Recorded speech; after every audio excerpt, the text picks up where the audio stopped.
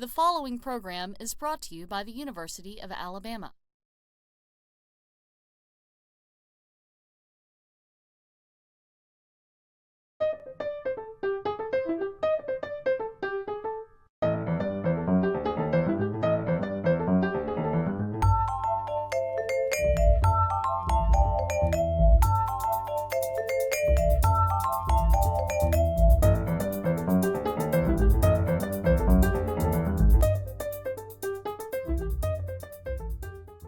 Richard Tillinghast was raised a Southerner in Memphis, studied with Robert Lowell at Harvard, and had a long career as teacher and poet at the University of Michigan.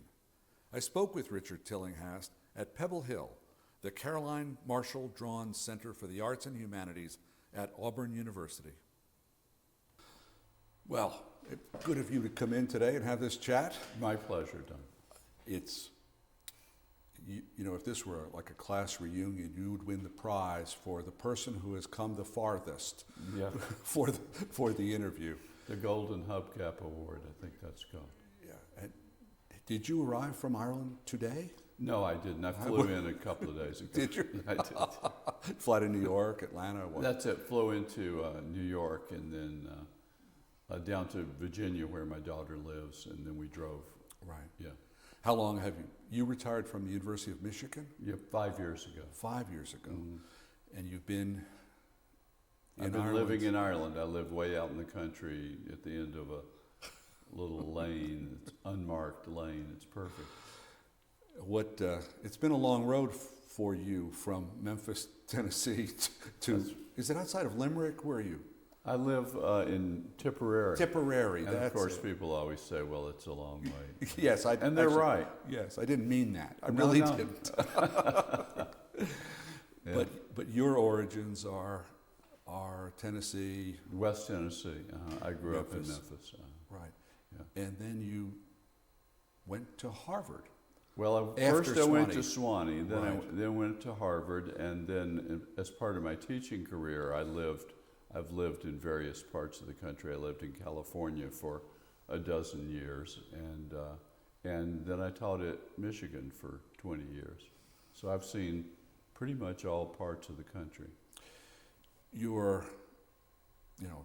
I'm very fond of Ireland and go often. And Do you? in fact, we had Joan McBreen here. Oh, did you really? Just a few weeks ago. Oh, she's a good pal of mine. Is she? Yeah, she is. Oh, well, she's a good pal of ours. It's good to she hear. had 4 readings in Alabama. It was very interesting, and it was. She could have read the Dublin phone book. Yeah. Her accent just knocked them dead. That does it, doesn't it? Yeah. And the poems are good too. They are. But yeah. yes, she was very well received, and one of the few choom poets that we've ever had. One of the few. Yeah. But you had visited often before. Obviously, there was a pull there, a real attraction. I first lived over there in 1990. I had something called the Amy Lowell Travel Grant, and Right. So I could live outside the country for a year, and that's what I did in a little fishing village in Galway. And then I kept going back about once a year. I was involved with something called the Poets' House in Ireland, and finally ended up decided it would be a good place to live after I retired. I have read, and we will talk a little bit in a few minutes about finding Ireland. I think those are wonderful essays. I really enjoy Thank them. you. But Ireland and poetry, not Ireland so much as Ireland, but I'd like you to take the opportunity, so to speak, to talk about the way that poetry fits into Ireland, I think, and maybe in a way that poetry doesn't fit into everyday life or American cultural life. Is that something that matters? I mean, is this something that makes sense to you, what I'm saying? Does it matter? It does. It makes a lot of sense. And whatever has happened with the development of American culture, poetry somehow doesn't seem to have an integral part in the culture anymore, whereas at one time it did. Maybe it's just the growth of media, of visual media, movies and television and so forth, video games and so forth. But it's still very much a part of Irish culture. Right. Well, poetry in America, when I mean, this is ridiculous. I know this is not science, but when do you think that it faded? Would you think of Robert Lowell, an important person in your poetic life? Yeah. Would you think of him as like the last generation of poets that had a popular audience, a wide audience? Something like that, because it really is hard, isn't it, Don, to think about somebody now, a poet now. Yes. Who, I mean, I don't think there is a poet now who occupies that same role. But I can remember, I know in my mother's generation, I mean, in other words, that recently in history, poetry was more important in people's lives. People did tend to remember poems more and recite them. And I guess part of it was the way people, before everybody sat around watching television, people had to entertain themselves. So I think more people played the piano and sang. Yes. Could do parlor tricks, could recite poems, played games and things like that. And that's all a little bit closer in Ireland. That's I was in Limerick just a few nights ago, and they were having a limerick contest, and a lady got up on stage and she said, these are some limericks that my mother used to recite, and she just fired them off from memory, and I'll tell you one of them at some point if you want to hear it, but we'll get back to it. Sorry. Well, but when Robert Lowell, yeah. No, I want to talk about Ireland at greater length. Later on. Yeah. But when Robert Lowell stood on the stage at the March on Washington, Yeah. Armies of the Night, the mailer version of the march, Yeah, absolutely. everyone knew who Robert Lowell was. He was a famous poet. He was, and he had a lot of moral authority, didn't he? It's hard. I don't think you could. Well, Allen Ginsberg had maybe not the same authority, but he certainly had the same kind of presence. He had the same involvement in politics that Lowell had. So maybe when we were talking about Lowell, maybe we were forgetting Ginsberg. Maybe he's the last. Yeah. Yeah, he's a famous person who is a poet. Yeah. I can't imagine we have too many of those at the moment. No, I don't think we do. But all that still tends to exist. It may disappear in time in Ireland as well, but it still exists now. Oh yeah, yeah. The experience, one of the recurring dramatic moves in Southern literature. Faulkner did it with Quentin. Thomas Wolfe did it with young Eugene. Is the Southerner in the North, the Southerner who goes north to make his way in the great frozen, strange world, and after 4 years on the mountaintop at Mont Eagle, you went up to Harvard. What looking back at that, did anybody care that you were a Southerner? Oh, was it still very an much. active force? It was still an active force. Yeah. And there was still an active prejudice. I mean, in a modest way, I had been involved with the civil rights movement when I was this was the early 60s, when I was still living in Tennessee, and I knew about the sit-ins and Highlander Folk School and things like that because I had been involved personally. And I found that when I arrived at Harvard, there certainly was a certain prejudice against me whenever I opened my mouth. And I thought it was very ironic because I knew a little bit about the civil rights movement from the inside, and here were people who I'm sure knew no more about the civil rights movement than what they had seen on television.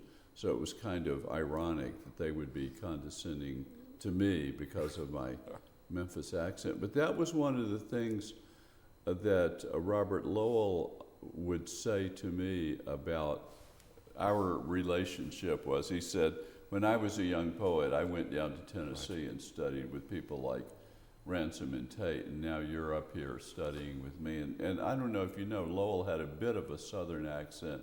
It was a little bit of an affectation, but he picked it up and retained it throughout his life. One of his wives. That's that's right.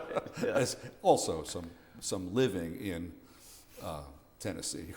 That's right. Of his own. Elizabeth Hardwick was from Kentucky, and she had quite a broad accent, even after all those years of living in New York.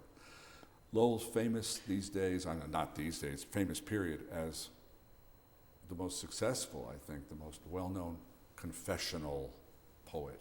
Mm-hmm.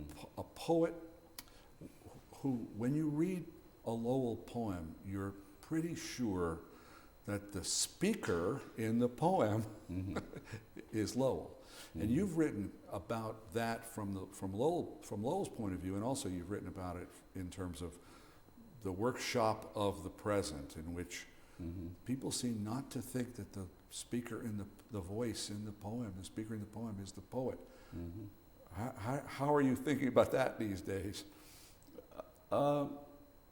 Well, the notion that you're always supposed to keep in mind that the speaker of the poem in the poem is not the poet, that's a dogma in the Yes. in the workshop situation, whereas most of the time the speaker isn't necessarily the poet. On the other hand, most of the time it is, and I think people waste a lot of time making that distinction, because I think it was Thoreau who said, in the preface to Walden, he said, the reader will pardon me if I use the word I quite a lot of times, but let's remember that most people, that it is always the I who is writing. You have written persona poems. In fact, I have. one of the ones that I like is in the voice of Robert Lowell. But a reader of your poetry would not be far wrong to think most of the time you're speaking in your own voice. I certainly am. But that reader would certainly not be wrong. Yes. Who is that reader? Who different poets imagine that they are writing for themselves or their mother or their posterity or a critic or somebody. Who do you imagine is, who'd you like? Who do you imagine to be your reader, and who would you like to be your reader? You know something, I to be honest, I really don't think about that a lot. I mean, I think it's whoever picks up. When I imagine a reader, however, I don't think about somebody sitting down and listening to me in a poetry reading. I think about somebody opening a book. So I do imagine a reader rather than a listener.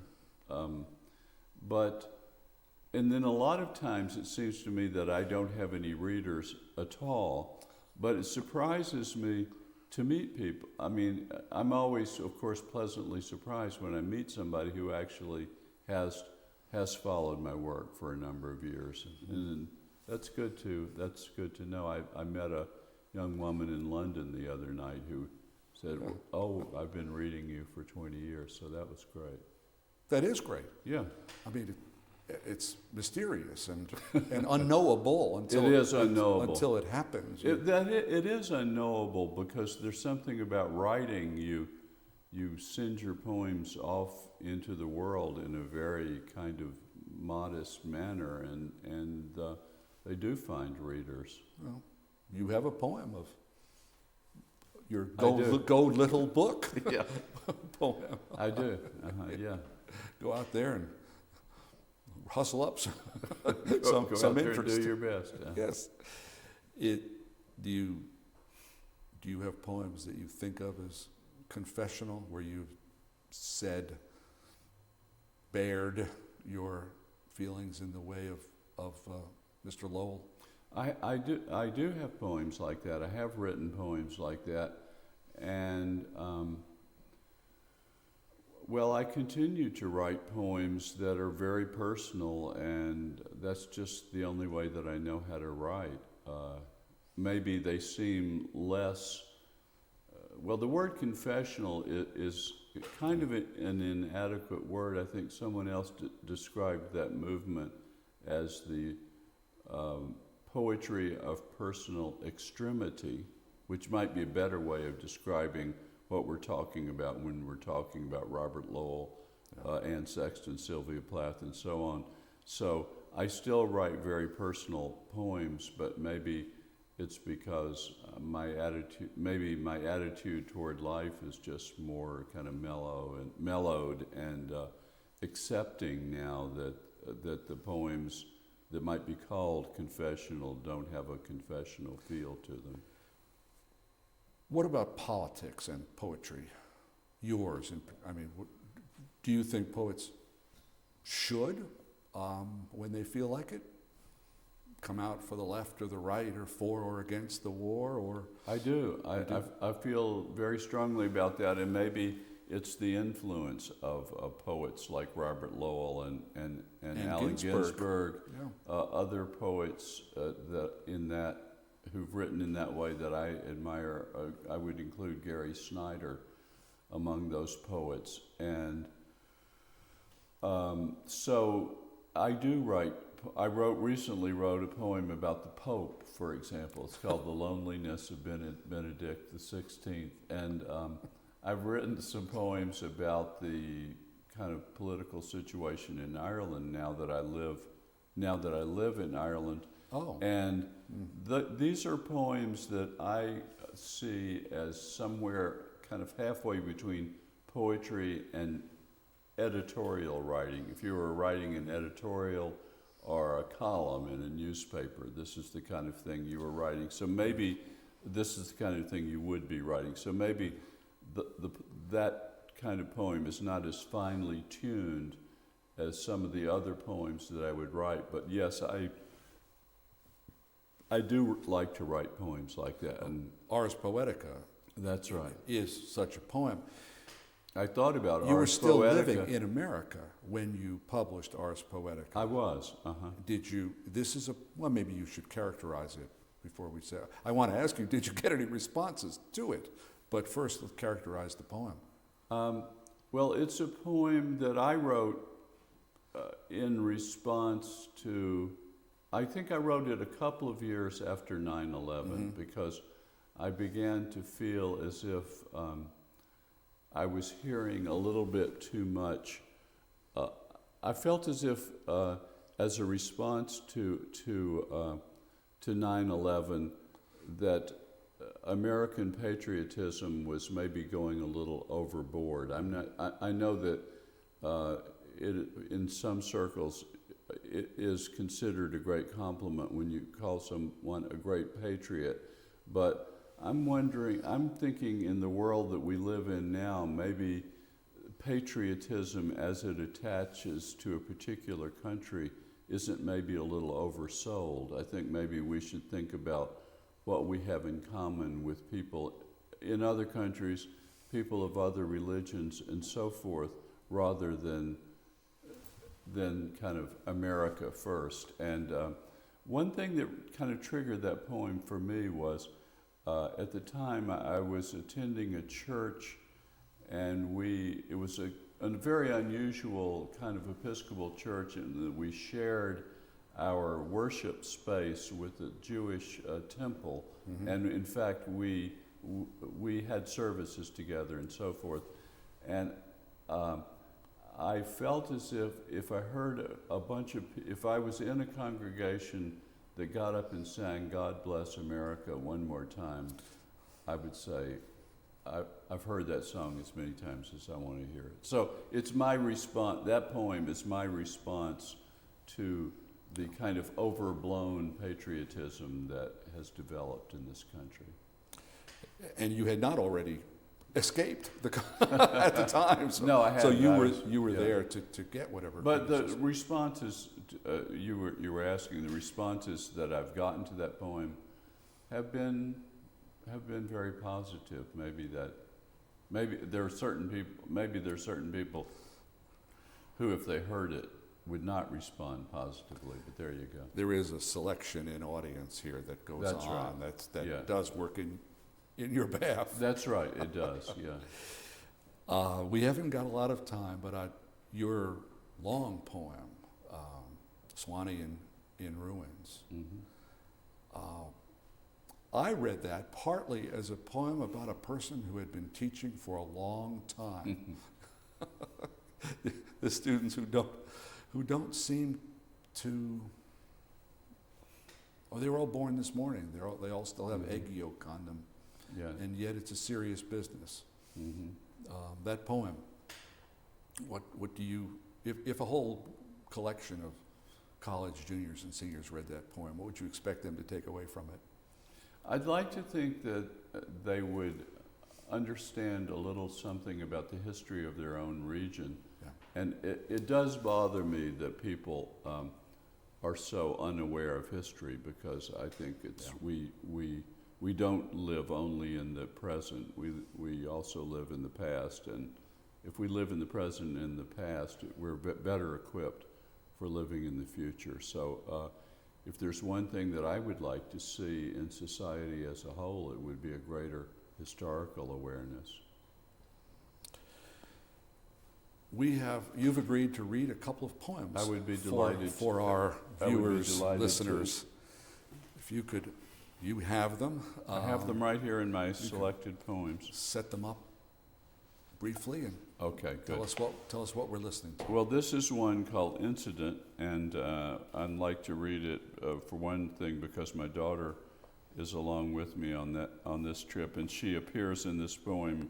She was a bit younger then, had a different hairstyle back in those days, I might say, but it's really a poem about how whatever we think about as the kingdom of life and the kingdom of death, how they sort of intersect with each other at certain times. Incident. I slept, dead to the world, then awoke. My daughter stood at the foot of the bed, calling me to dinner. Her corn stubble hair dyed red in the sunset. The honest wells of her eyes brimmed toward me. I was grateful. My sleep had been summery and boat-like. Nothing had stopped. My sheets were not marbled. The earthly savor of death did not surround me. All it was a June evening and time for dinner. I lay in bed a moment longer and studied the lifeline on my palm, how it cut passionately into the flesh, then jagged abruptly to one side like a slantwise heartbeat.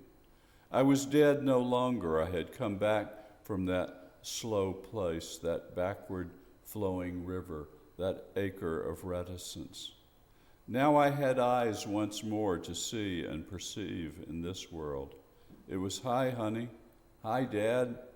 And how was your nap?"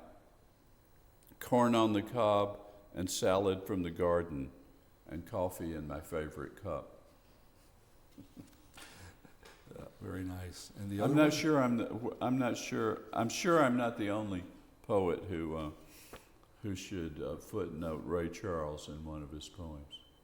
Remember Hallelujah, I Just Love Her So? Yes. Yeah, every morning when the sun comes up, she brings me coffee in my favorite cup. Yeah. Sure. Okay, there you go. So, shall I read another one? Do we have time? Go ahead, yes. Okay. As you have pointed out, I live in Ireland now, and am a keen gardener, both of flowers and vegetables. This is about a vegetable which is maybe the quintessentially Irish vegetable, cabbage. You planted cabbages to please me, I know. And there the last 3 or 4 of them clung like pockmarked green moons in orbit across the muddy sky of the garden slope. We had to get out the hatchet to chop the woody stem off the one I wanted. And then I pulled off leaf after leaf, each rubbery jacket bull's-eyed like cigarette burns on an unfortunate table where slugs had tried to burrow in. Before I brought it inside for a good scrub, I hacked off 6 leaves with my pocket knife and flung them onto the compost heap, flicking slugs off, lacking the zeal even to deprive them of their disgusting lives. Autumn is here, and where is the gardener's thoroughness that would have been mine in March or May? The essence of cabbage as I chopped through its crunchy thickness on the kitchen counter was what the word October smells like.